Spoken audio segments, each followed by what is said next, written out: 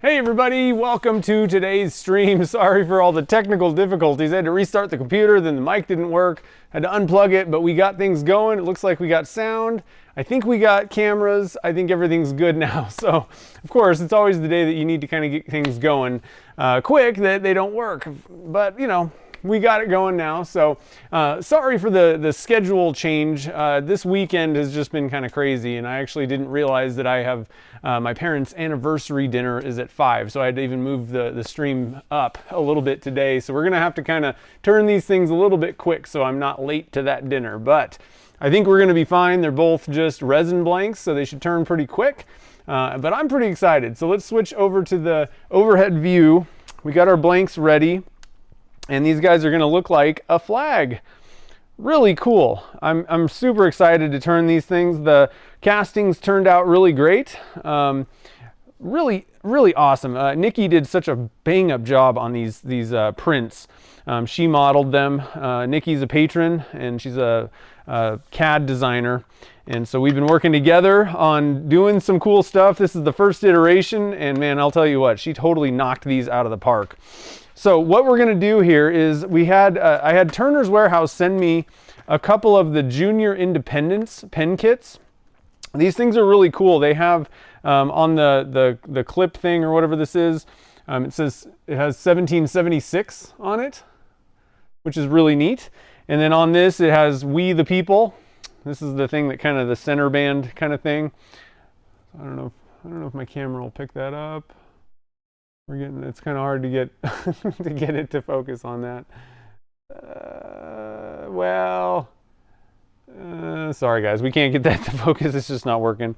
So yesterday I got everything ready. Stopped by the shop on our way up to Reno. We watched a baseball game. That was pretty fun on our day off. But while we were here, I was getting these things prepped, and I had Gretchen pick. So I had Chad send me a couple different of the Independence pen kits. And these are basically like your typical junior gent style, same bushings, same drill bits, a 10.5 and a 12.5. And they come in, you can either get a, what do they call this? Antique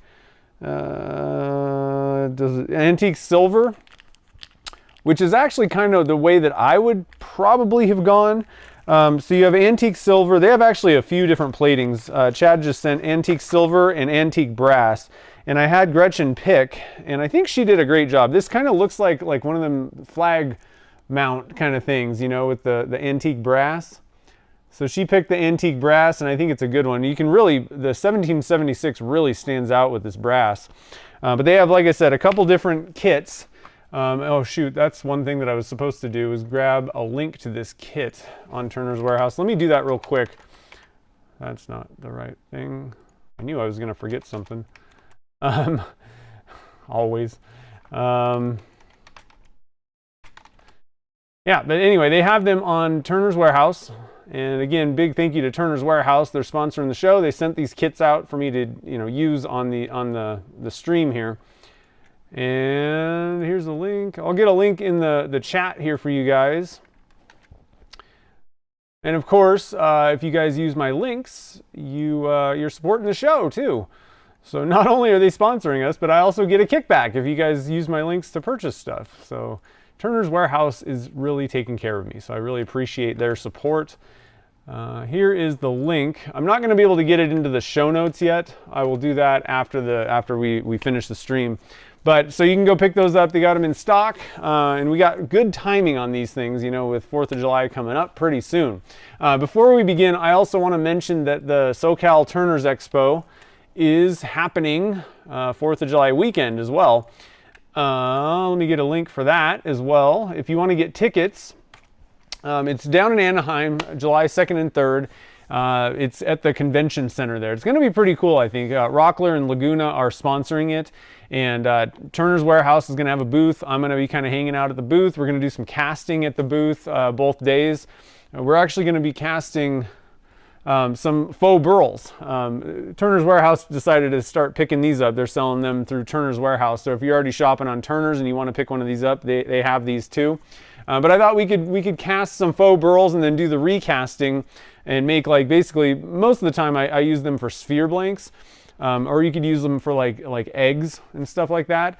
But we're going to cast those, and we're actually going to give away the blanks that we make, so one each day. So make sure to stop by the Turner's Warehouse booth if you're there, and then we'll figure out, I don't know how we're going to do the giveaway, but we'll probably have people like write something and pick a piece of paper out of the hat or something like that. It should be cool. But we also are going to try and do live streams while we're there, while we're doing the casting, and probably just some random little live streams here and there, possibly on it'll probably be between my social media stuff and YouTube, as well as Chad and Turner's Warehouse. We'll probably kind of mix around, maybe do some on like Instagram, Facebook, and YouTube. So we're just going to try and like wing it when we're there, and it should be pretty fun though. It's going to be a good weekend. But if you're going to get tickets, you can do a discount code, type in Maker20 if you want to pick up tickets online. And that'll save you 20% on your tickets. So pretty cool thing. It's going to be a really fun time. I'm really looking forward to it. So let's see here. What else we got here? So I know Kim was here first, and then Frank. It's going to be a little bit less people most likely because it's kind of a weird day. Then I had to move it up and all that stuff. But who else we got? We got, let me scroll down. I probably cannot pronounce that. Cuchillos. And Paul's here. Hey, Eric's here. Sweet. So we got some people. That's pretty fun. All right, so what I did was I just barrel trimmed this, cut these guys, use the barrel trimmer on it. I like using the barrel trimmer. A lot of people kind of are worried about it, but if you keep them sharp, they do a really good job. And so it's a simple way to make sure that it's squared. Because you're referencing off the tube with those things, and that's why I kind of like them. If you're using sander setups, you really need to kind of watch the pressure that you apply and how things are set up and make sure everything's all squared up. Otherwise, you can kind of get a cockeyed angle on these things. And when you fit your parts together, I just find that there's a little bit more room for error with sanding sometimes. So that's why I like the barrel trimmers myself. But both methods work. You just, like if you're going to use a sander, you just need to make sure that you're getting everything all squared up, and it is a little bit safer and probably quicker, and you don't have to mess around with sharpening. Sharpening barrel trimmer cutters is not fun, but I think I have a video on how to do that, but that's the problem with it. All right, so we got to get going because I got to get these things turned and then get to my parents' anniversary. I think it's like 55 years. It's pretty nuts. So anyway, let's switch to the lathe view. There it is. I thought let's do the stars part first. I don't know. It doesn't really matter which one we do, but let's get this thing fired up and turning. I can't wait. So here we go. We got this thing ready. I'm going to zoom in just a little bit so you guys can kind of see. Pens are a little small. Try and kind of get this thing like that. There we go. I'm going to double check and make sure everything's looking pretty good. Get this thing locked in.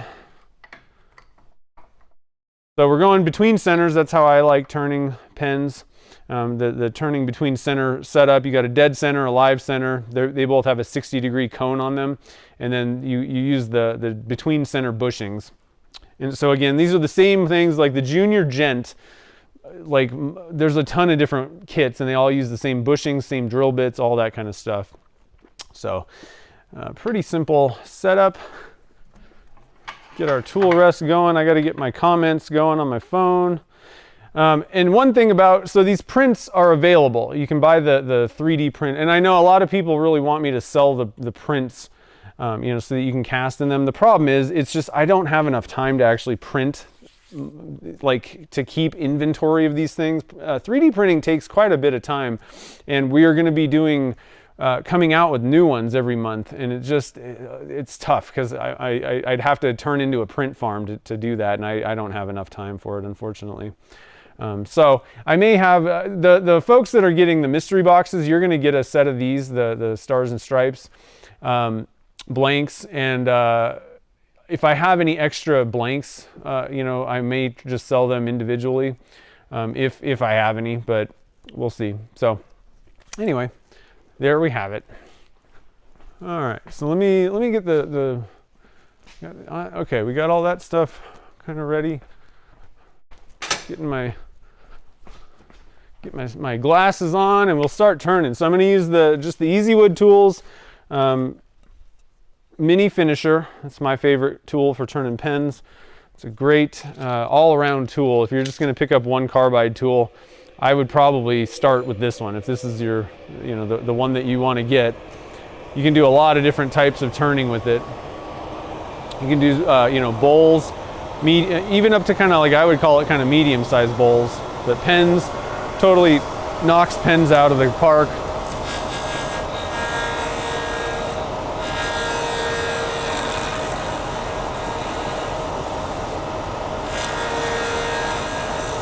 But I was saying we changed the file size, or the size of the prints. So this one is 3/4 inch between the print, like in the box, which is generally fine. But if you had some kind of, I've had a few of the prints kind of bow out and do some weird stuff. So we decided to make them 7/8 inch wide, just to make sure you got enough room, or if you're doing like a fatter pen or something.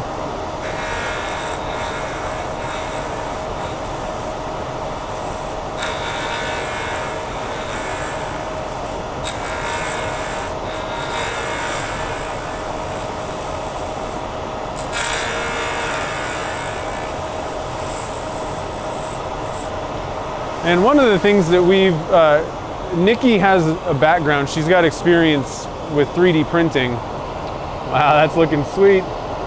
So she understands the challenges you have with it, and we're also trying to make sure that these prints are gonna work on resin printers as well as standard printers. So you could do it on any type of 3D printer.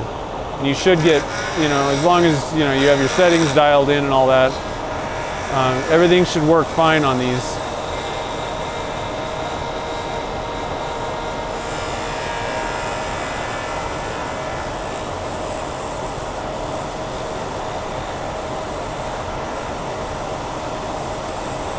Yeah, the problem with, some of the prints are actually going to be tube, but the problem with 3D printing is you can't print things sticking out in space. They got to have support up and down, and it'll hang on resin printers, and it'll be kind of the opposite way on regular ones. So you have some issues trying to print things, where they're just hanging out in space, going around in a circle. We are trying to do, the other print was something that was printed, round, and it goes all the way around. But on this one, it's really not that bad. There's certain things that would look a lot better if it wasn't just kind of two-sided. I think this one actually works. It's one of the best of this type that I've seen. I think it really works well in this case.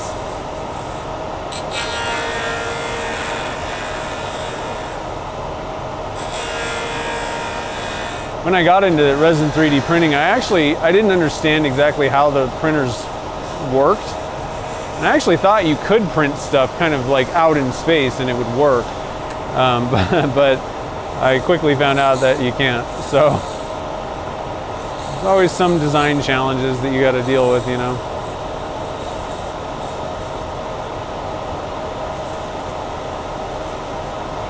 But that's the really cool thing about working with Nikki is not only is she a really great designer, CAD designer, but she understands the challenges, not just kind of knows, she prints, and she has experience 3D printing and all that stuff, so it's quite nice to be able to, both of us kind of talk about, how is this going to work, and can we get this to work, or whatever.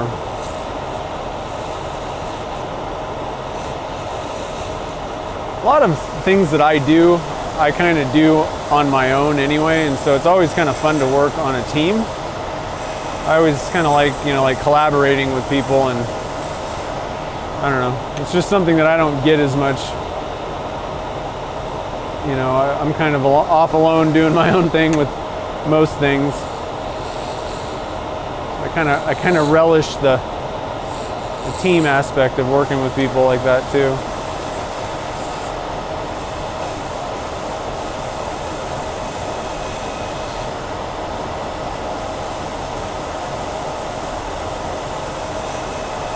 These things are turning great. One of the things that I really like, you know, you can use the regular filament style printers,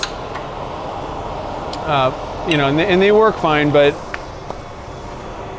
I prefer turning with the resin. It turns so much better, I find. Now there are some, I kind of quit filament printing a few years ago. I just didn't really like it. I wasn't enjoying it as much, and so I kind of quit doing it. And there are some new materials out there that may turn a little bit better, maybe better, you know, for this application. But so far I've found that the resin prints, you know, resin, the UV resin stuff, the photopolymer, turns excellent. It's almost indistinguishable compared to like Alumilite or, you know, whatever casting resin you use. But yeah, it turns well, looks well, polishes well is another one. So it's a pretty good choice if you want to get into it. But it does, resin printing has some, it's a little bit more messy, you know. It's a little bit more involved with resin printing than the filament style.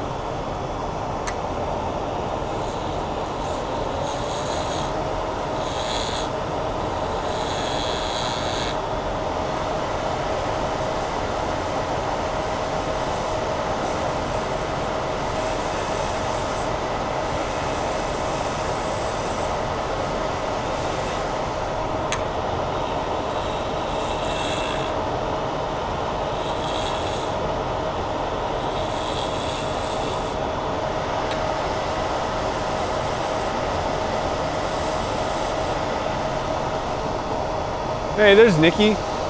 Sorry, I wasn't even looking. Yeah, there's a few different types of dust collection setups.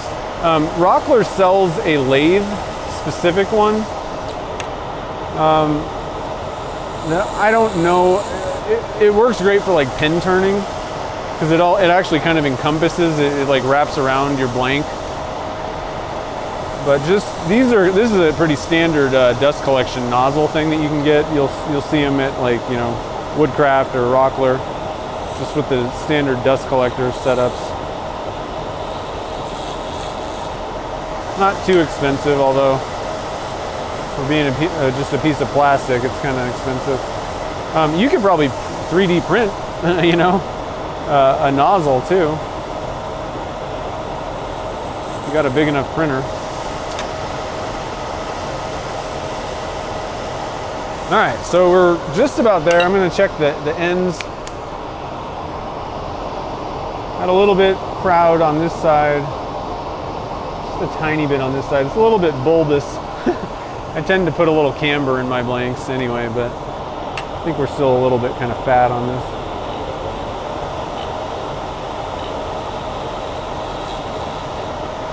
Try and bring it down just a little bit.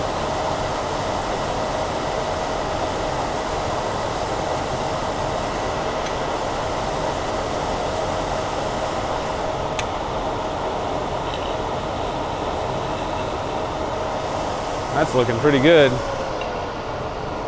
Jamie Page, what's up, brother? How's it going, man? What's new in the UK? Man, this looks just like the flag part. Now, I don't think we got 50 stars in here. That would have been kind of tough. How many are there? 1, 2, 3, 4, 5, 6, 7, 8. We got about 20. If you count the backside, we're almost there. We're pretty close. But they would have been really small otherwise. So I think that's pretty much ready to rock. We can start sanding this guy. So this is the cap end. Let me see.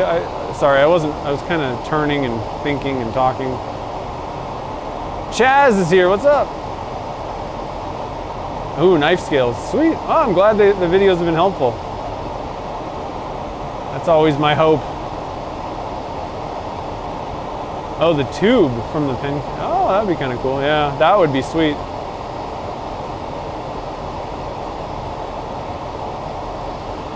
You have to know your media. Yeah. Yeah.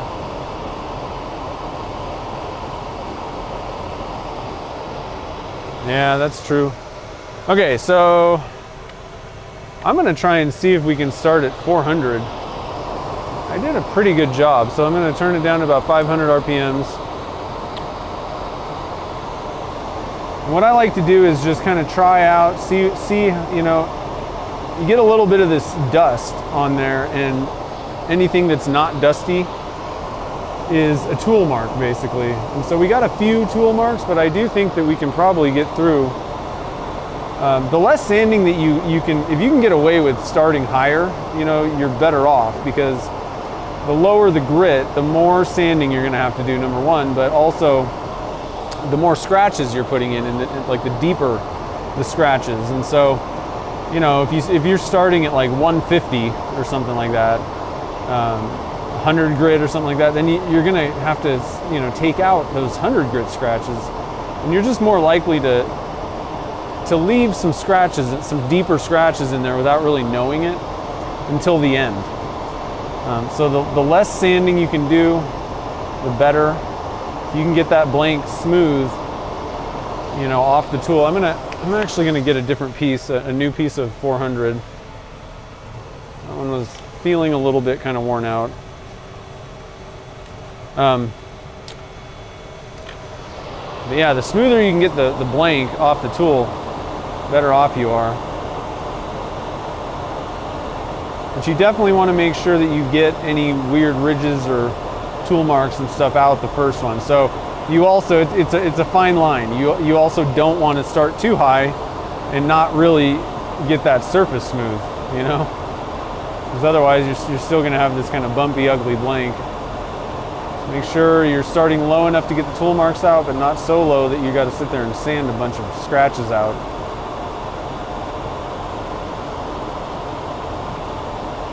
All right, I'm gonna call that good, I think. Can always go back if I have to, you know, disassemble the pen if we've got it together, and redo it. If you know, you get to the end and you're like, oh, that kind of sucked. You know, I'm gonna hit it with some denatured alcohol real quick. Just wipe off that dust, make sure there's no grit particles left. And I like to come back sometimes and just hit it with this little 500 pad. It's a little bit less aggressive. It's got that sponge kind of backing. So it just kind of takes it up just a little bit higher.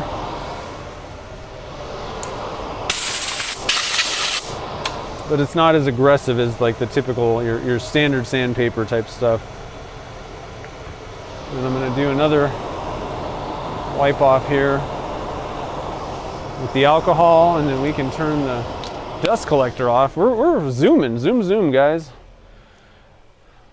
Like I said, if you're just joining the show, I'm kind of running a little bit behind today. I have a dinner date. My parents' anniversary dinner is tonight, so that's why we had to start a little bit early. And then I'm not going to be in the shop tomorrow, so we had to move it from Saturday to today. It's just been kind of crazy. Been a little crazy. So this is the Zona paper. There's links down in the description to this. It's just a polishing paper, just another abrasive. It's about, I want to say it comes in around 750 grit. The green one does. And you can buy packs, you get a whole pack of it. I generally just use the green and the gray, the first two steps, and then move to the polish. But you could go all the way up with Zona. You'll get the same results. It just, you know, sanding and polishing is all it is just going, you know, a little bit higher grit, you know, and there's lots of different media. You could buff, you can use plastic polishes, you could use car polish, which is kind of the same as plastic polish. You can use, you know, abrasive papers. I just find personally I get the kind of the most consistently good results going with either buffing, getting it up to a certain point with these pads, like with wet sanding. And you always want to use these with water for sure. And frankly, you can wet sand the whole way through. I just don't. Let's just say. I don't like having to clean the blank off in between and seeing if I got the scratches out. Once I get to these, I don't really need to inspect it so much. So the wet sanding's fine for me. So that's just 1,000 different ways to do this, you know. You made some 4th of July blanks too? Sweet. You're calling them red, white, and blue blanks. You can call them, it's Union Jack, right? That's what the I don't know, British flag, I guess? Is that UK flag? I'm not sure. I always get these things mixed up. Call them Union Jack colors. Is that what it's called, Union Jack? I don't know what I'm talking about. Forgive me, ignorant American. I like to give this a good polishing with the 750. For the most part, if you can get it to this point where the scratches are this level, that's all that's on there, you could probably just skip over to the plastic polish even and get, and be okay. But I do like to bring it up just a little bit higher. I think the minimum before you go to the Magic Juice polish that I use is like 600 grit, but you're kind of pushing it at that point. I think it's going to be kind of tough to get those scratches out with the polish. So the 750, and then the gray one's about 1100 or so, 1150, something like that. But for the most part, if you can get it up to around 1000 to 1200, then you should be pretty good using plastic polishes.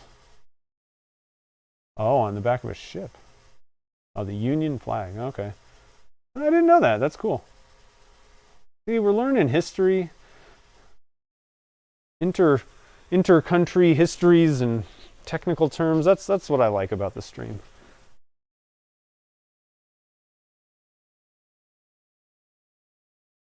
Let's see. Oh, Tim's here. How's it going? Didn't see you pop in. Okay, so we got that one done. Move up to our gray.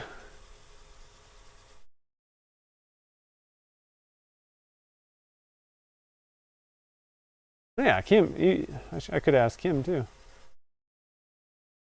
I was focusing that at Jamie because he was making the blanks.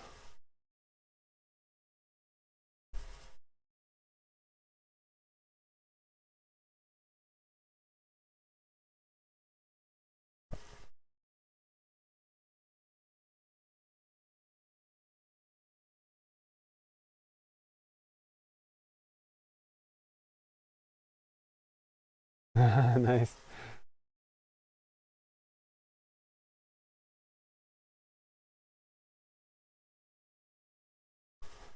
All right, so probably getting pretty close here. You don't want to use a lot of pressure when you're sanding and polishing and doing this stuff. Just moderate to kind of light pressure. Let the sandpaper, let the abrasive do the work. You don't need to push.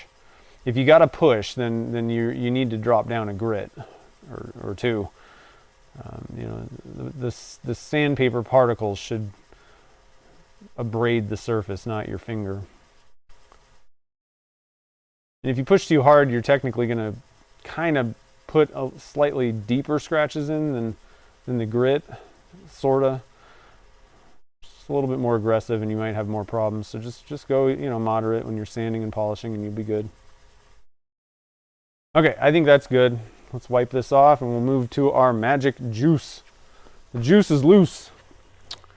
And I'm guessing, so, oh shoot, what's his name? Michael Harden. It just went blank again. Michael Harden, he's the guy that does the stadium pen blanks and this Magic Juice stuff. I think he's demonstrating, so I'm kind of guessing he might be doing like a Magic Juice thing at SoCal. So I will probably sit in on that and just make sure that I'm doing this right. Get any tricks. I haven't had any issues or anything, but it's always good to kind of get any tips and tricks, especially from the person who knows the most about this stuff.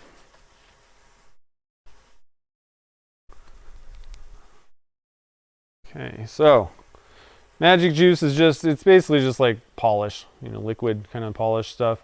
It's a 6-step process. I just put about a little glob on there. I like to get the lathe going about 15 to 1600, I don't know, somewhere between like 15 and 2000. I don't find that you really need to go super fast with this stuff.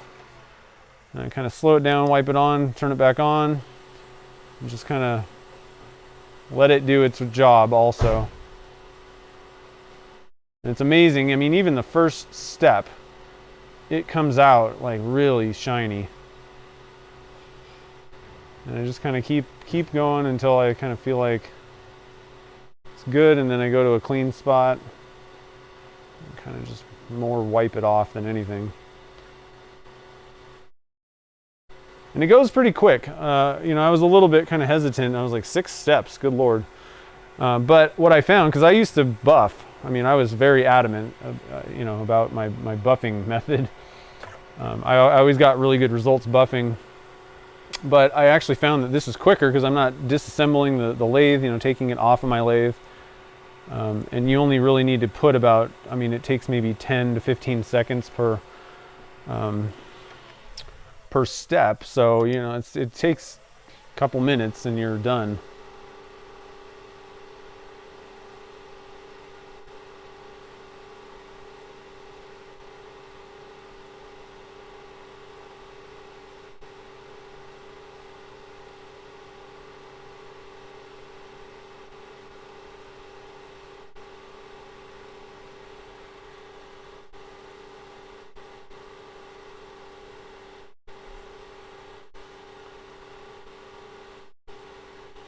Okay, step 2.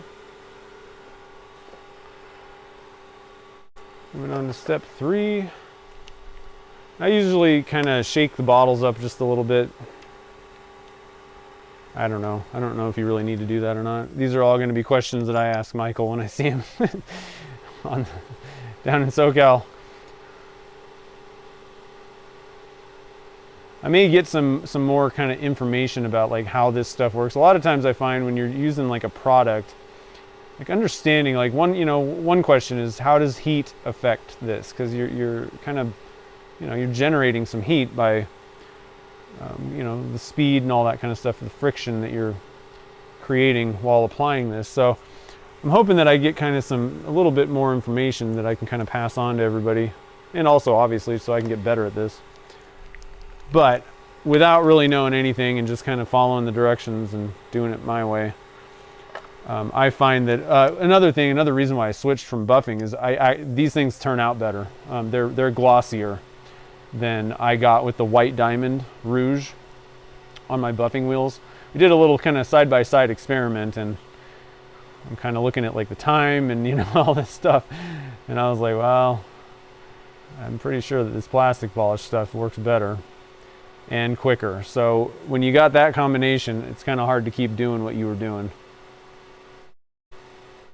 And the cost, it's not very expensive. You don't use a whole lot of it. Now, I don't think I'd be using this stuff on large projects, you know. This is a good thing for pens and, you know, these 1 ounce bottles. I mean, I don't know how long this is going to last, but it's going to last me quite a while, I think. Years. So it's not too expensive. And again, you know, if you don't have a buffing setup, I use buffing for other things though. And that's what I prefer. So, you know, depending on the project, I'm still going to use buffing. I think it's a great method of polishing stuff. I wouldn't get rid of it or anything, but I don't know. For pens, you know, there's other plastic polishes and stuff out there that I'm sure work really well. Just kind of you know, one of those things where you just got to kind of try a few things, see what works best for you, because, you know, the way you do things, one way may work better. David's getting into kitless, man. Those things are so cool. Kitless pens are so fun to make too, and they're really not that hard. You know, there's more steps and things, you know, but once you kind of have done a few, they're really not hard to make, but man, they sure do look good. Very, it's always nice to be able to make, you know, as much of whatever you're making as possible, you know.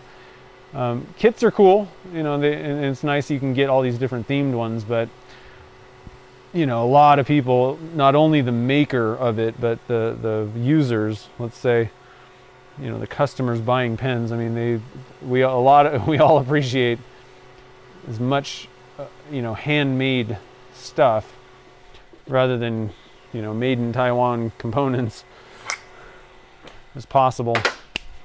All right, so I'm going to get you guys, we'll get the reveal going here.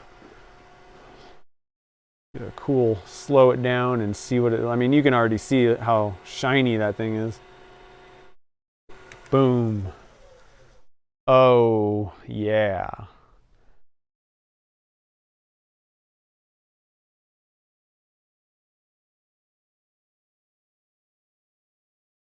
Now I went with the brass tubes on these because I wanted to see how these would turn out.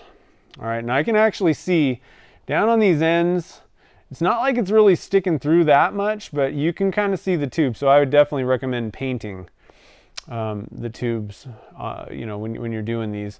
Just because I dumped a ton of, you know, the No-Con blue in here, but just the way things kind of settle out and how thin it, you know, ends up on the ends, you can kind of see a little bit. It's not sticking out or anything. It's not obvious, but you know, I would recommend painting the tubes. Probably white would work pretty well, or black. That'll make it a little bit darker looking, the blue. White will reflect light a little bit more. But you know, again, I may next time, you know, put even more of that No-Con blue stuff in the mica powder, just because. You know, you always want to load it up as much as possible on pen blanks because of this. You know, you're turning it so small that there's just not a lot of room for mica powder left at the end. But it looks fine. It looks great. I'm not disappointed or anything. But I would recommend you guys paint your tubes. Okay, so we got that one done. I'm just going to set it to the side. You don't need to put like a CA finish or anything on top of this. You know, obviously you saw the resin or you know, your 3D print material. Polish is fine. That's one of the things, you know, the standard filament printers, they polish okay, some of them not so much. If you're turning one of those, you may want to go with CA on top. It may be a little bit better in the end. R&J Golf Carts, how's it going? Okay, so this one is kind of the wavy flag, but you know, this print, you know, Nikki and I were working on this, and Nikki came up with these ideas. So I do want to give her credit for the total design on all these things. But you know, the idea was kind of like a waving flag, right? That was the kind of, whatever you want to call it, the idea. However, this is, I mean, you could put this, you could make the print any color, and you could put any color with it, and it's just a really killer, you know, design. So that's one of the nice things about some of these prints. You know, they don't have to be like a 4th of July blank or something like that. You could do a lot of different stuff with these. Scarborough Rock, what's that? I'm not sure what that is. All right, so next one. You'll have to tell me what the Scarborough Rock is. I haven't heard of that before. Let's get this thing turning. So I do apologize for all the noise with the dust collection, and I also have the Stratus going back in the background, collecting the fines out of the air, but makes it so I don't have to wear a mask and I can talk and not have to worry about the dust.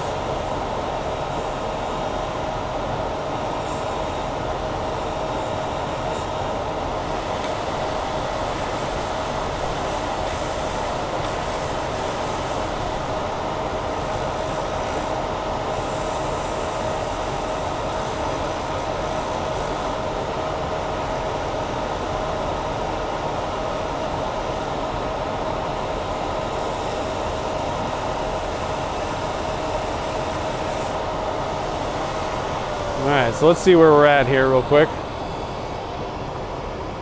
Zoom you guys. Oh, look at that. Isn't that neat? I'm thinking Scarborough is a candy. Is that a candy? Candy from the UK. Sweet, I'll have to try that when we're there next. Specific to seaside places. Huh. I'm learning all kinds of UK trivia today. But I mean, look at that. Isn't that cool? You could do so many different things with different resins and different, you know, print colors and things.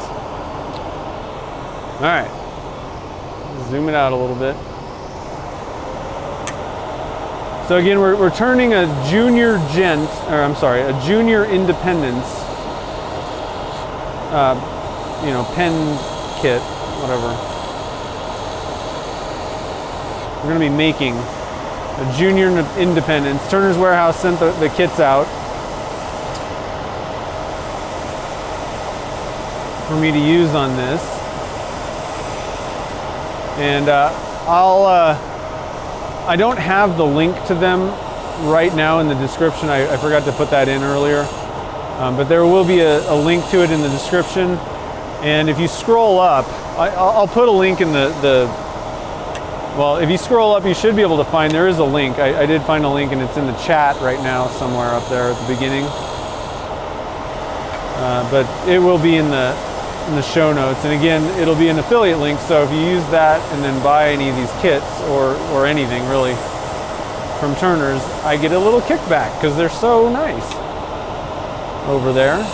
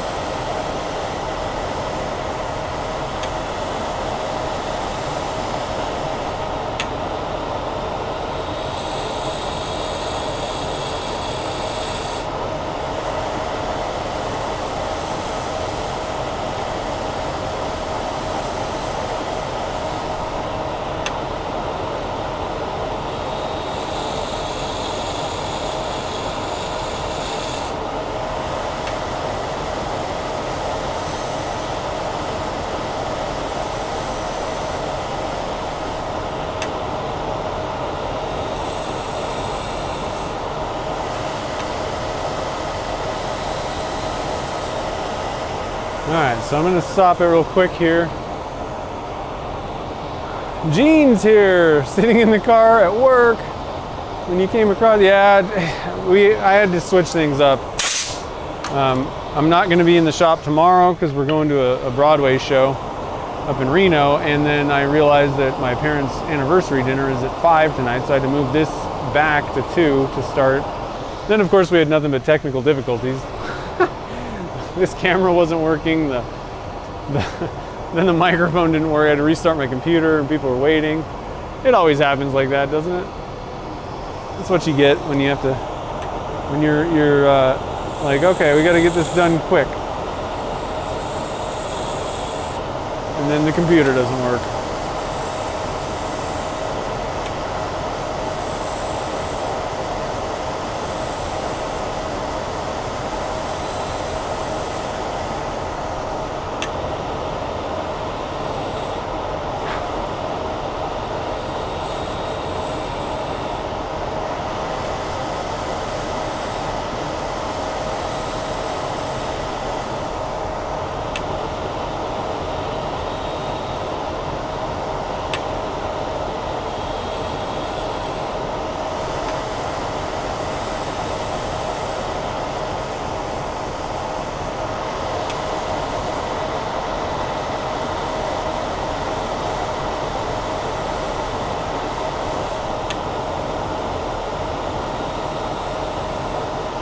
Okay, I think we might be there. Let's see. I'm gonna check my bushing. It's a little proud on that end.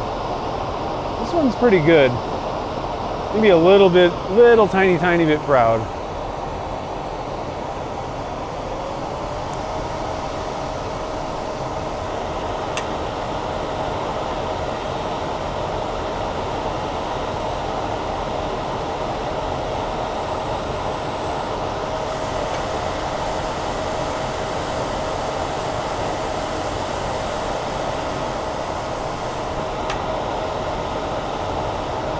A little bit of a vibration on that end, so I think I'm going to probably have to sand that out.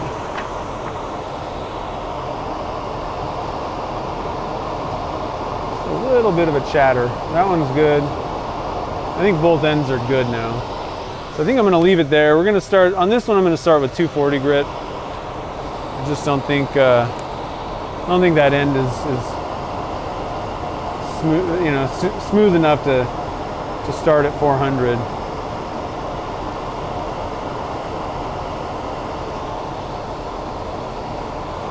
Clyde's here.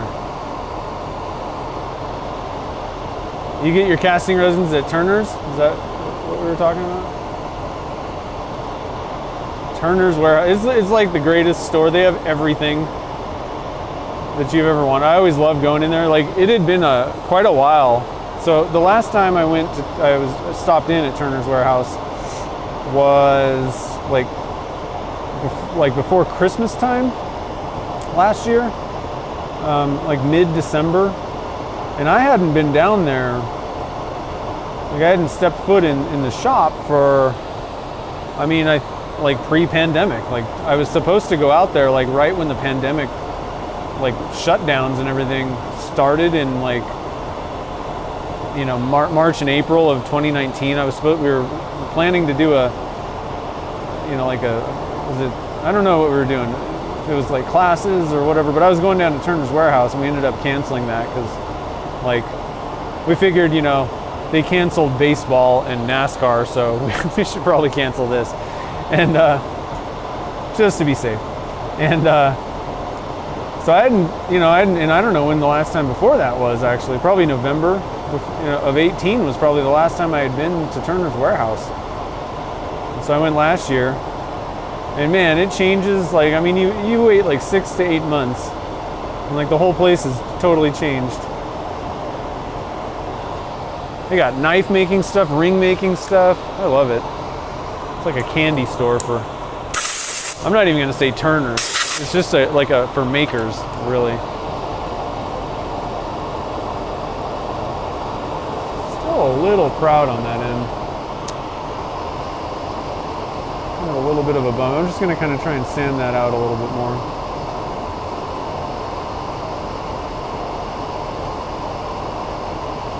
Take off a little bit more material down there. Should be good.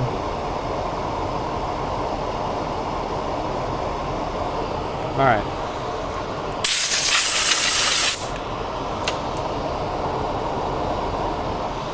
Surface is looking great. Let's wipe this guy off. I like to, between each grit, pretty much, I like to hit it with some denatured alcohol. That's what's in this bottle. You can just use water if you want to. Whatever you do, you just want to make sure you're getting that surface clean. Just seems to help. Make sure you don't have any junk that you're kind of contaminating. What can happen sometimes is, you know, the way that sandpaper works is like the little grit particles kind of break off. And so if you don't really clean off that surface well, you know, so we just had 240 grit, you could potentially have kind of like about a 240 grit particle kind of slapping around in the dust, or, you know, moving around, and you just kind of keep bringing, you know, these little particles with you, and so you get to the end and you're wondering why there's all these little scratches. I think that is one of the big causes, where you keep this like little bit of stuff that's creating a deeper scratch than what grit you're on. So I kind of find that the alcohol thing in between just helps with that. That's my theory. I don't know 100% for sure, but I do know that you really, anytime you're sanding, you really do want to, you know, get your surface cleaned off in between. Whether it be like if you're just doing flat panel sanding, you know, a lot of people will just like vacuum it. You know, just sanding a piece of wood, you know, basically, or plywood or something. I was always pretty diligent about that, but definitely with solid surface and stuff like this, resins. So we got 400 grit now. Yeah, class is probably that, which would have probably, like I said, I think probably the last time was like November 2018 was the last time, and then so. And I'm kind of bummed. I meant to do, I don't know if I was going to do classes or anything, but we were going to go down in spring, and it just like spring came and spring went, and I was like, oh yeah, whoops, we're supposed to do that. Just didn't make it happen. So I'm hoping maybe, well, I was going to say I was hoping maybe November, but we actually have, I don't know if we're gonna make it in November either. Shoot. We'll have to figure something out.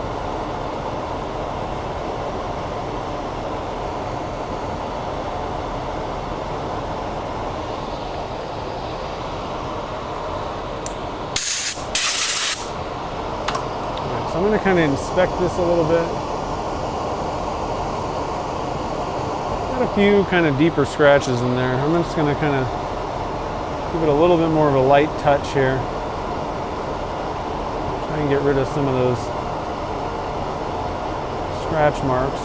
Another thing you can do that's pretty helpful is if you switch the direction when you're doing resins. You know, so like stop it and start. Oh, I lost that piece of sandpaper. The dust collector sucked it right up. But anyway, I'll just show you with this, and then do it this way. And that way you're kind of, I don't know, it can be beneficial to do it that way, because you're not, what can end up happening is your 400 grit can kind of get stuck into a 240 grit channel scratch and not really take it out, whereas this is definitely going to take out the previous grit scratches, you know, going the opposite direction. So I'm going to wipe this off. I'm going to see if I can just get that out with my 500 grit. See if I can kind of, there's a few scratches that I don't really like in there that seem a little bit deeper. I'm going to wipe it off. I'm going to try to see if I can get rid of that with this 500 grit.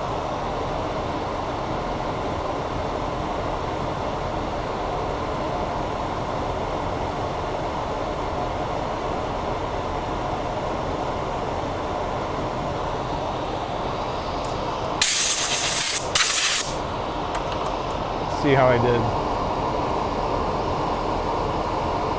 Yeah, that actually worked pretty well. Okay.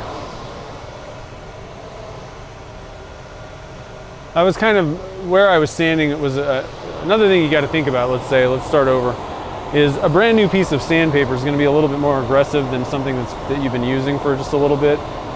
Not something that's worn out, that's definitely going to be, you know, not good, but they're just a little bit kind of sharper particles, it seems like, when you grab a new piece. Mark, how's it going?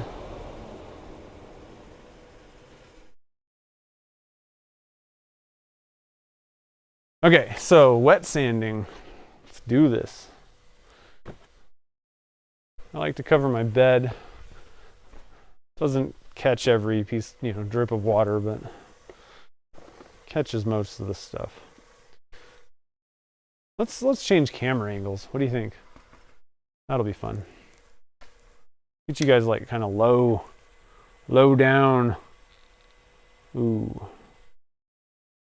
That's way more fun. So on to the Zona papers.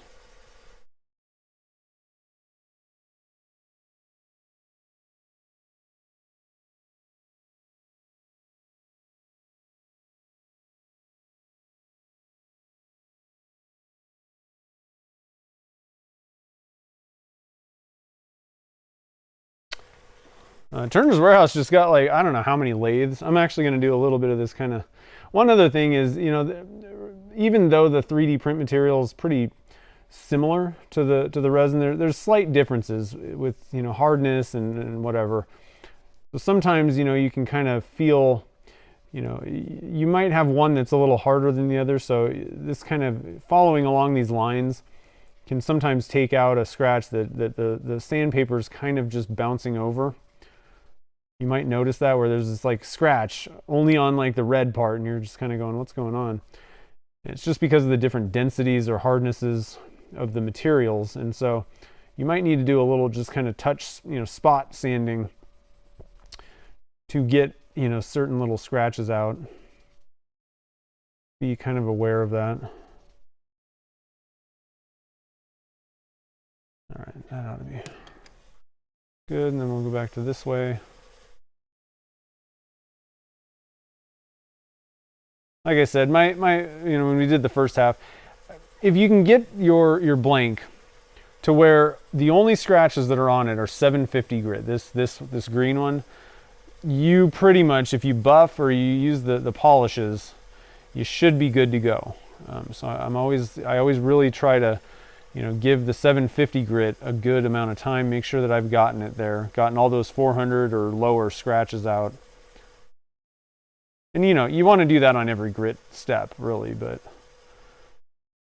I kind of, this is the step that I'm like, okay, I need to get it to this so that we're good to go.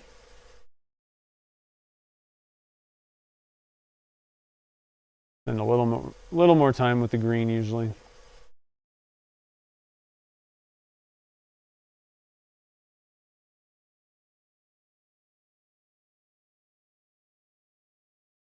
Okay, I'm gonna call that good. Wipe this guy off. Move up to the gray Zona paper, and again, links down in the description to this stuff and the turning between center setup at Turner's, and the Abernet, the carbide tools, all that kind of stuff. Most of the stuff I'm using here, the dead center and live center. It's hard to get every single thing that I'm using, but if I miss something, a lot of times it's covered on my tools I use page. I got all the links to typical turning things and casting things, and even the camera equipment and stuff that I use for streaming and for just regular videos.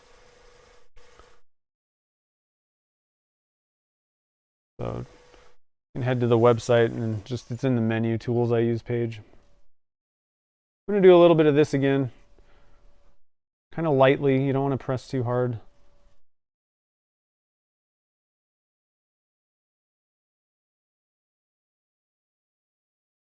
This thing looks like a candy cane, kind of.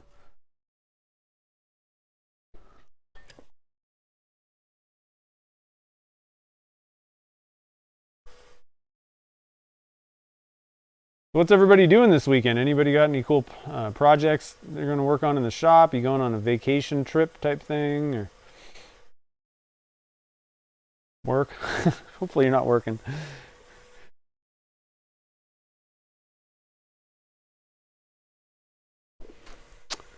All right, we're ready for polishing. I'm going to blow this off also. Get any water out of the ends there. Oops. Some more paper towels ready here.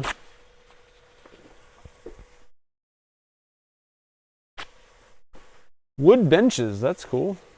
You're always doing something, Frank. Always got some cool projects going on.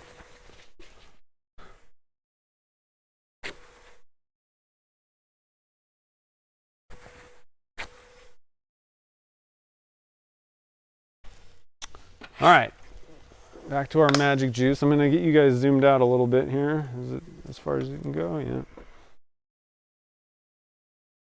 Give you guys a click up, drop it down. Okay, step one. Oh, nice. Rebuilding a door frame. Oof. That sounds like some work right there.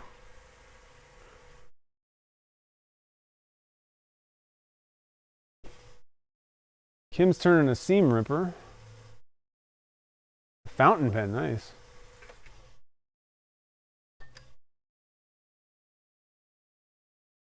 All right, so we're going about 1,500 RPMs or so is kind of where I like it. The other thing is it kind of spits this the polish off at you if you're going too fast.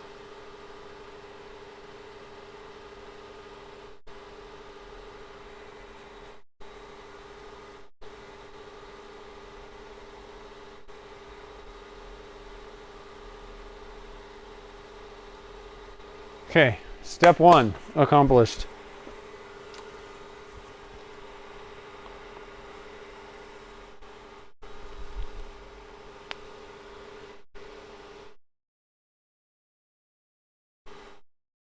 Sleeping and working.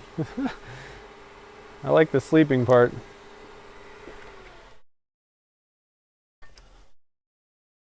Boo for the working part.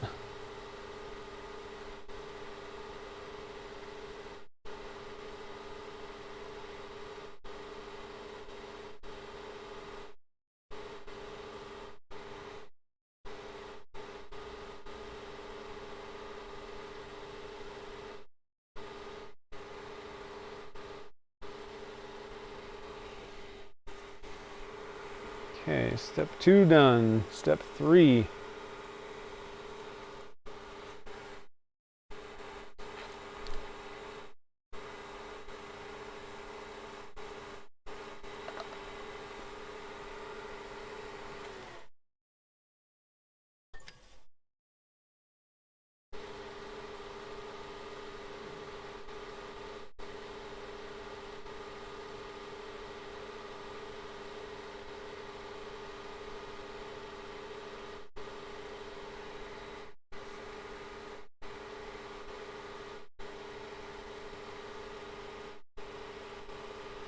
Ah, they're playing on Saturday. That's fun.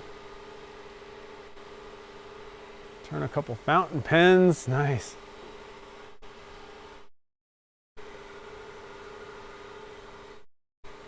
Let's see here. Step 4.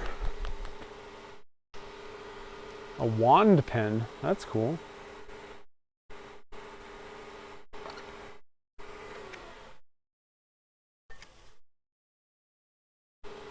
Ah, new blank designs.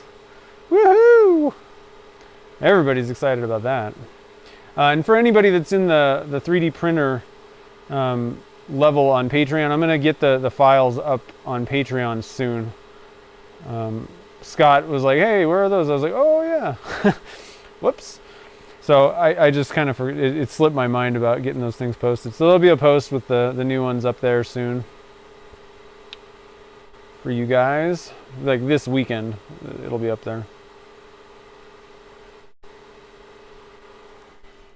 Okay, step 4. Step 5.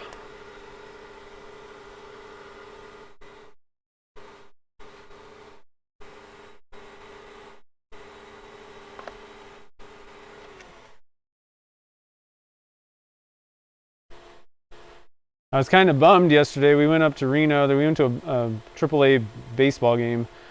But there's a woodworking store, kind of like a Woodcraft, but privately owned.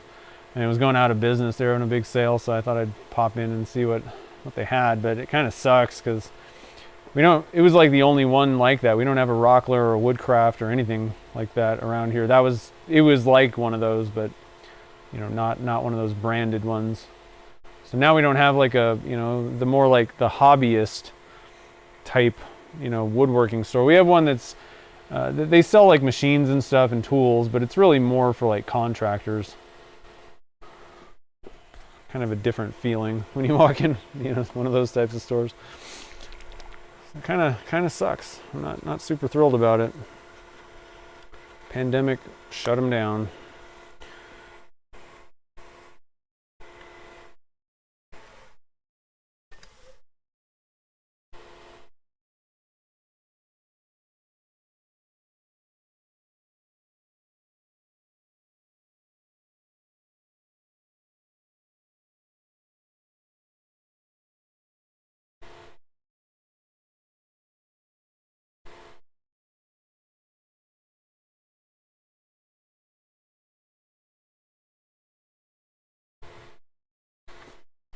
I'm going to get a different piece. I kept getting more polish kind of squeezing through from that. Got a clean piece. That ought to get it all off of there. All right, so we'll get you guys the setup for the reveal shot. It's always fun. So you guys see it as I'm seeing it.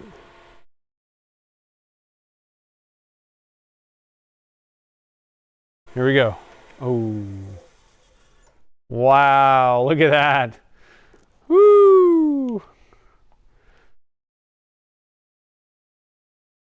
That's shiny. All right. Assembly time. I can't wait to assemble these.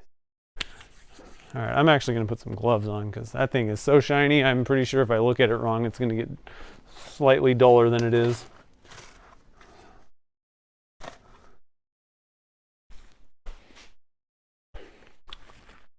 So let me get I guess we'll just leave it on that view for now. Need to kind of clear off the space over here and get things moving. So while we're doing this, I'll let you guys know. So next week, I'm not going to be doing a stream on Wednesday. I'm going to use that time. My wife's going, she's got a thing going on, so she's going to actually be out of town for a couple days. And I've been really wanting to do kind of I don't know, like a planning kind of thing. Just get kind of, you know, one of those kind of catch-up planning type deals. So I'm gonna use the time on Wednesday and Thursday to do that. That way I don't have to like pay to go somewhere else. I find it's really hard for me to concentrate in the shop doing planning stuff. It's easy for me at home if nobody's there. So I'm going to do that next week. I'm kind of thinking we might do a Saturday stream still. And I want to turn that shooting star blank. I'm really interested to see how that turns out. I'll give you guys an overhead of that one. So tentatively, I'm thinking maybe we'll turn this on Saturday because this thing's going to be pretty cool looking, I think. I don't know. Tentatively though, but definitely Wednesday, we're not doing a stream.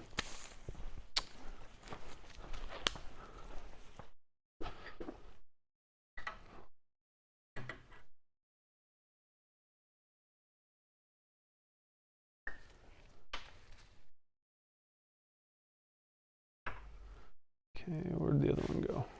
I lost the other blank. Oh, it's over there. All right. So I also like to kind of I find that after you use that polish stuff, you kind of get it in like on the ends. So I like to, you'll see here, I like to just kind of do this. See how there's a little bit of the, I don't really want that, you know, when we put this together.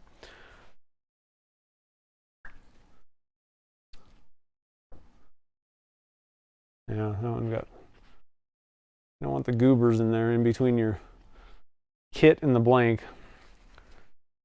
No goobers. Goobers bad. All right, let's get our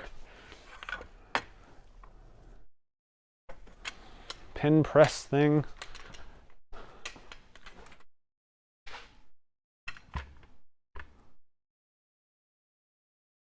Zoom in a little bit here. Oh, probably.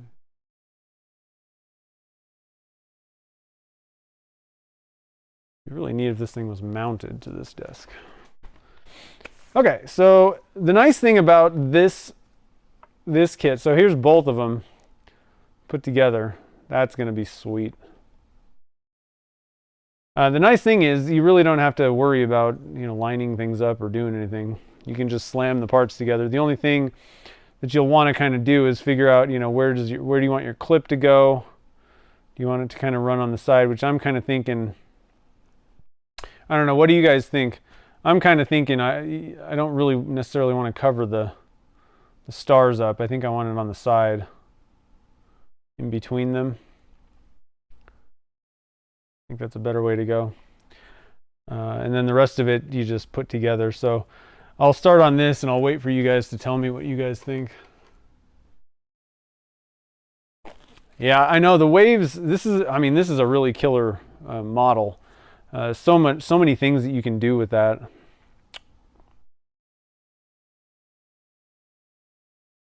All right, so let's see here.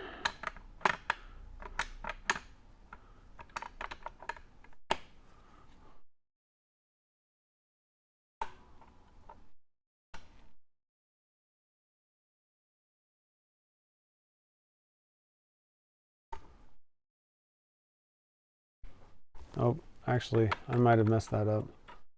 I think I messed that up. I wasn't thinking. I got a good thing I stopped when I did. I put this on the wrong side.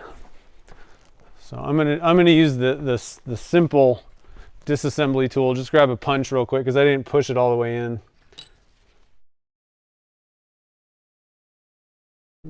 It's a little tight. Use the one smaller. And I'll show you what I'm doing. I wasn't even thinking when I was doing that. So all I do is I just use one of these punches. I'm going to grab something to kind of slam this down on. I usually do it over somewhere else. Let me get a piece of wood that I don't care about. Let's see here. I like all my pieces of wood. That's the tough thing.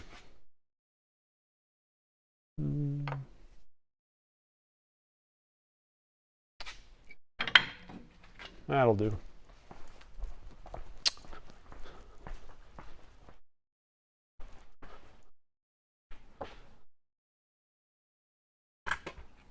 All right, so all I do is just basically kind of tap this thing.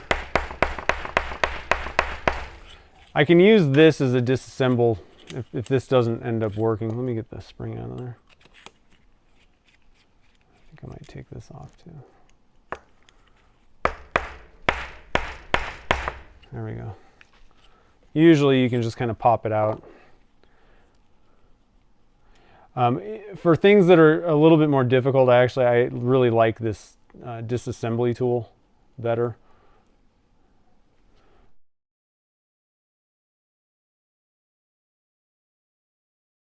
Okay. Let's do this the right way this time. Let me put my spring back in.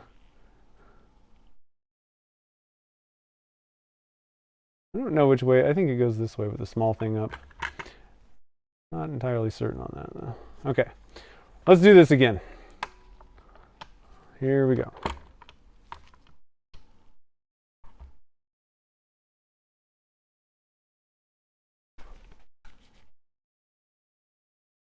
Okay, we got that side.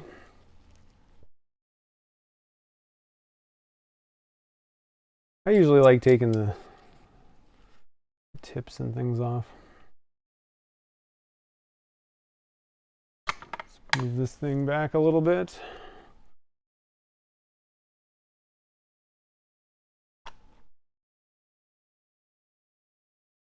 In fact, I'm going to take this off. I don't really want it scratched up. Nope, I lost the spring again.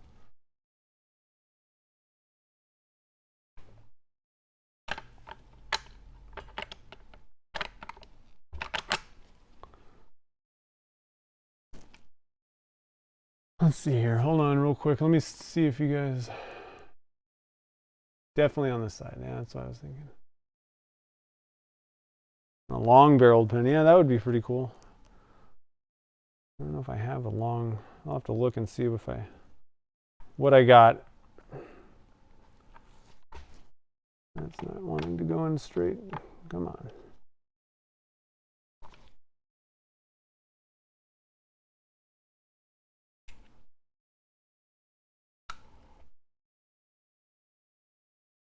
There we go.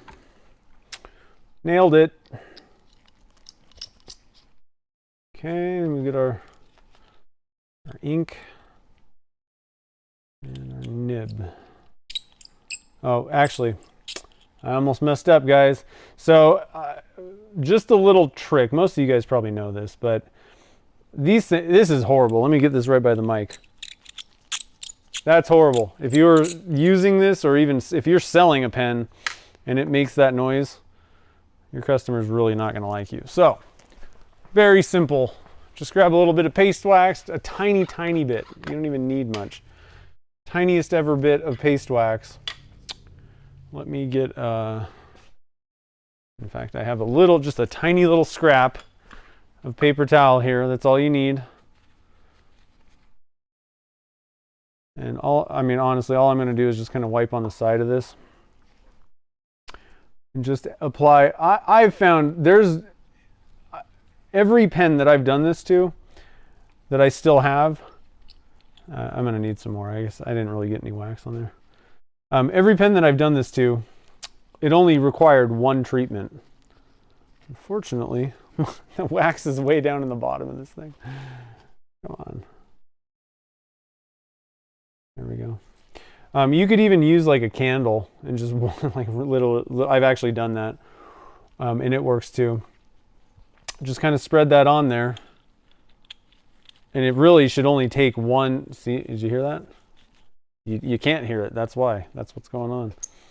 Same thing with the bottom. But every pen that I've done this to, I've only needed to do it once, and it's lasted for years. Okay, this is. Let me go get a bigger piece of. It's not working. Helps with your paste wax is a little bit more full. That's actually microcrystalline wax, but any kind of wax. You could even just, like I said, you could literally. I've actually rubbed a candle on one of these things before, and it worked fine. So just add some sort of wax to it, and that squeak is going to be gone probably forever.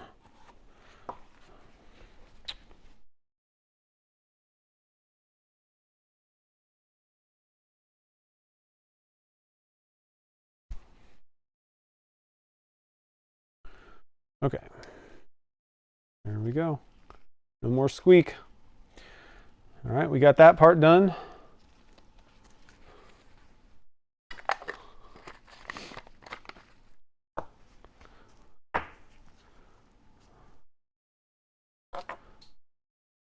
Okay, so it doesn't really matter which direction we go with this thing. I'm gonna get that kind of ready. Like that.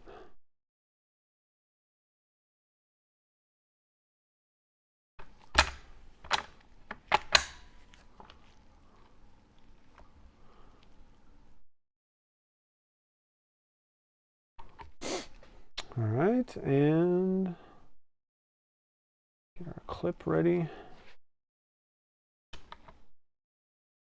I'm going to kind of just get this started and then kind of fiddle around with the clip a little bit.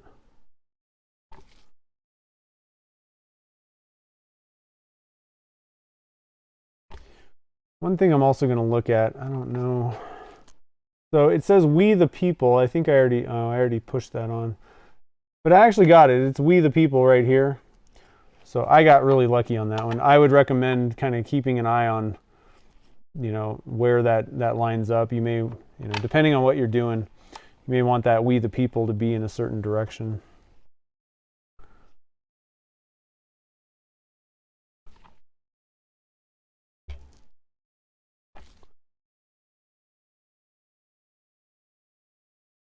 Okay, I think that's good.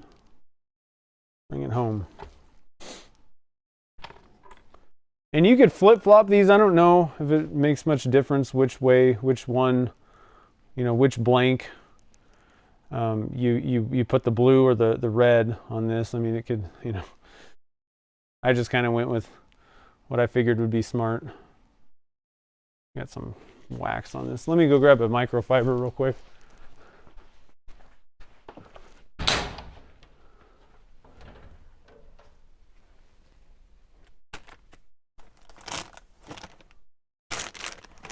There's all my microfibers.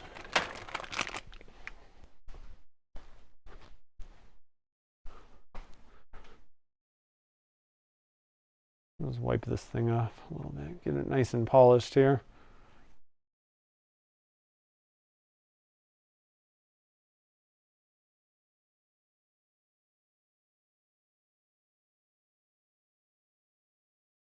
There we go.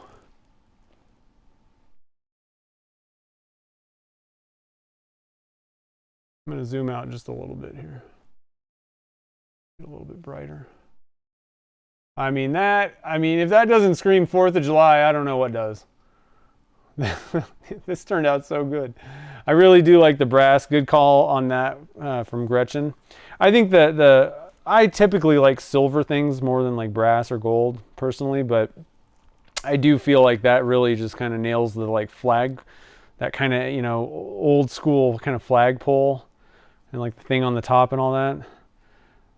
Probably should have thought about this 1776 thing too. I was too excited about getting this thing on. So you could probably get all this stuff lined up a little bit better than I did. This worked out pretty good. The "We the People," I'd say that's lined up quite well. Got the clip lined up pretty good. Still got some more wax on there. I probably have wax on my gloves here. Keep adding it. Keep adding more to it. But man, I'm super stoked about this. And again, I would definitely paint the tube. I think, especially well, you don't really need to on this one. you know, if you're going with solid colors, you know, so for the folks that are doing the mystery boxes, there's no reason to paint this tube. It's gonna be, you know, opaque, but I would definitely do the blue stars one. You can kind of see a little bit through there. I'm a little disappointed, but that was, I really wanted to do that just to see how it turned out. I normally would have used a painted tube, or, you know, painted them. Man, that's so cool looking. All right, so let's see here.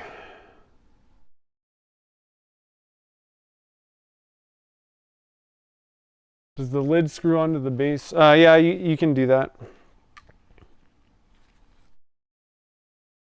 I gotta be honest, I don't use that ever. It gets heavy on these kits, I find. So I usually don't do that, but if you like doing that, then it'll work. It'll work.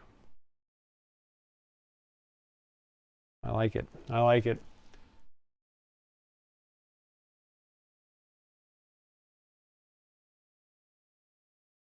Thanks, Connie. Thanks, everybody, actually.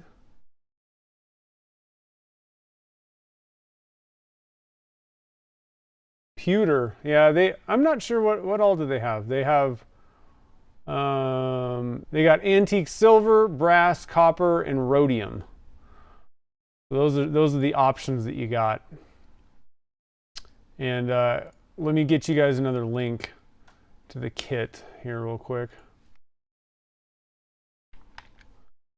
There's a link if you guys want that, want to pick up the kit. And then, like I said, the mystery box folks, you'll be getting these guys in this month. Unfortunately, this is the problem with the mystery box things. Like, I'd have to do things so far in advance for it to work out, but you will be getting them at the end of this month. So those are going to be going out pretty soon here. But I mean, you're not really going to get it until after the 4th, most likely. So that it's just tough to do this and have it all, have everything work right. But anyway, I'm pretty excited. Big thank you to Nikki for just amazing designs on these things. Like I said, so the design, the files, 3D files, if you do 3D printing, let me go grab that link. I'm just going to link to like all the print files that I have right now. So you can search through there, but there's all 4 of them.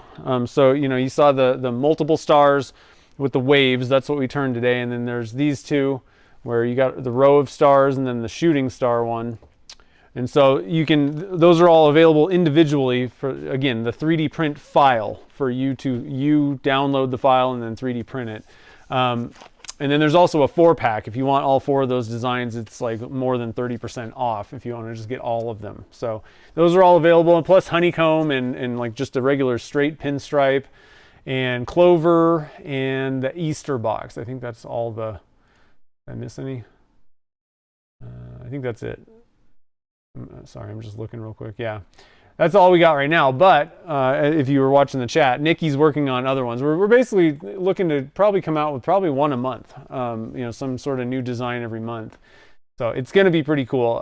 Nikki just rocks at doing the designing stuff. And I honestly, it's been so much fun working with her. So let's see here. Yeah, they'll be ready for next year. It sucks. Sorry about that. I don't know how to do it differently though. I mean, it'd have to be so early. It's hard enough for me to get things like blanks or something like that ready before, you know, like Christmas happens. I always forget. But anyway. Yeah, it is a pretty good, you know, well, actually, Memorial Day, we missed that. Veterans Day would be a good one. Be ready for November. I don't know. On the website. Yeah. I'm not sure what you're asking there, Brian. So on my website, the 3D print files are available. And then the pen kit is available on Turner's Warehouse website. And then, like I said, I linked to other things. I'm going to get the link to the pen kits. I don't have that in the description yet. It's just in the chat window there. But I'll add that to the description after we shut it down. And then, think that's about it. There's other links though, like the carbide tools and sandpapers and all that stuff that we use today. So, oh, thanks, Nikki. Yeah, it's fun. No, there's the 3D files are on my website. Follow that link, and you can. I mean, they're not free. They're for sale on my website. Patrons, there are some patrons who are at the 3D print level. It's like a level of on Patreon. Those people are going to be getting the files. I'll be posting those. So just to make clear, yeah, that's how these things are working. Maybe that was the misunderstanding. So anyway, guys, yeah, so thanks for joining the fun today. Again, man, that is such a cool pen kit. And big thank you to Turner's Warehouse for, they provided the pen kits. What I might do, I got to figure out how to do this stuff. So we might be doing some giveaways. I might make another one of these things and do giveaways on Patreon possibly. Maybe maybe I'll sell them. I don't know. I always get kind of messed up with these, like when we get finished with projects. It is kind of nice to keep things like this so I can show people what, you know, like the prints look like or whatever. But I do have another kit that Turner's Warehouse sent me. And I have another blank set, so I might do that. But the mystery blank or mystery box, folks, we got you guys all covered. You know, what I'm probably going to do, I'm going to cut these in half, and so you're going to get, you know, each half will be one pen blank. So those will be in the mystery box. I know it's not a mystery when I tell you guys what's coming in it, but sorry. So anyway, take one just so, yeah, I could do that too. That's not a bad idea. Very cool. All right, guys. Well, I need to get things wrapped up out here because my parents' anniversary dinner is tonight. I totally forgot about it. This week is nuts. We had like a baseball game that we did yesterday, and then that dinner's tonight, and it's actually kind of an earlier than normal dinner for me. And then tomorrow we're doing like a Broadway show, and then next week's nuts, and so, oh my goodness. So just a reminder, next Wednesday we're not going to do a stream because I'm going to take that time to do kind of a little bit of just a catch-up planning kind of thing, and just make sure, you know, everything's on track, and just get things kind of, you know, look ahead a few months kind of thing, get that down on paper and know what's coming kind of thing. So I'm going to be taking those couple days. And then I think what I'm going to do though is on Saturday, because I'm going to be done with that. It should only take like a day or two to kind of do that little update thing. I think I want to maybe turn this on Saturday's stream. So hopefully we'll get that done. I'll have to try and find a cool kit that'll work really well. Actually, you know, one kit that I like, and I know it's just another junior kit, but one that I think would look really cool is the Junior Retro kit. It's one of my favorites, actually. I really like it. So let's go to this overhead. I really like the clip part. This might look kind of cool. I don't know if I have one of the longer ones. We'll have to kind of look at that, but I really like the, whatever you call that, the cap. Oh, I'm not showing you guys. The kind of cap thing. It's got a really neat kind of cool angle. It's like a little bit like Art Deco kind of style look to it. I don't know. It's just, I was looking at that blank and I thought this might actually kind of go pretty cool with it too. Whatever. I'll dig around in my pen kit drawer and see what we got. See if I can find something that'll really show that blank off. It'll be pretty cool. I'm really excited to see how that thing kind of turns out. It has so much potential. So much potential. I like that. All right. Anyway, guys, I hope you have a wonderful evening tonight. I hope that you can get in the shop, do a little bit of, you know, making, doing something, some turning or some casting. Have fun, whatever you're doing. And like I said, not Wednesday, but I will see you guys on next Saturday, and we'll turn up that pen. We'll turn up the Shooting Star pen blank and see what this thing turns out to be. But again, thank you to Turner's Warehouse for sponsoring the show and for sending the kits out and all that good stuff. Make sure to head over there. There's links down in the description below. And again, not only are they sponsoring the show, but they also give me a kickback if you guys use my links. So it's a really awesome deal for me. Big thank you to Turner's Warehouse and Chad and everybody down there at Turner's Warehouse for hooking us up. And I hope you have a great night tonight, and I will see you guys all on the next stream.